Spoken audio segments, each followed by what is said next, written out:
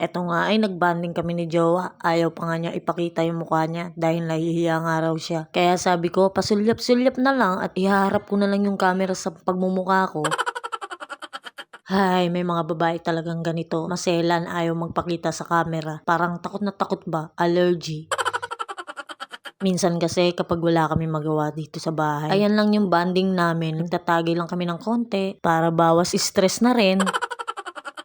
Siya nga pala, i-denma nyo na lang kung ano yung nakikita nyo minsan sa video na ina-upload ko na may mga paniki like brief or panty. Hindi lang kasi talaga maiwasan na nasasama sa video. Nagugulat na lang ako kapag nag-upload or nag-edit na ako. Tignan mo naman yung jowa ko, di ba? Hindi naman halatang addict sa ML. Dinaig pa ako. Pero ayos lang yan. At least dyan lang siya na-addict, hindi sa ibang bagay. Kasi mahirap na yon. Baka masakal ko siya eh. We, masakal daw? Kaya mo ba? Baka ikaw pang sakalin yan.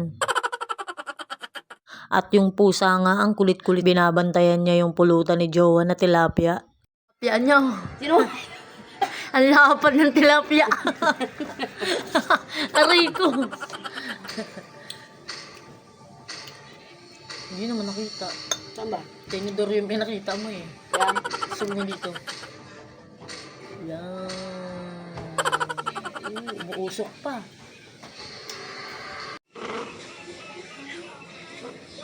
Nag-aabang ng tinik. Palaboy na pusa.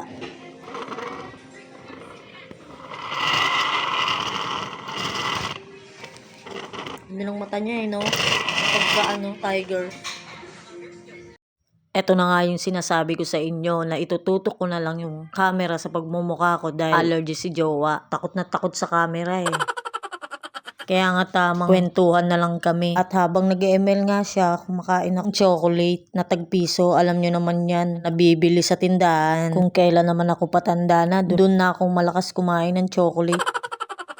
Dinadaan ko na lang sa kain kasi napaka-busy talaga ng kainuman ko.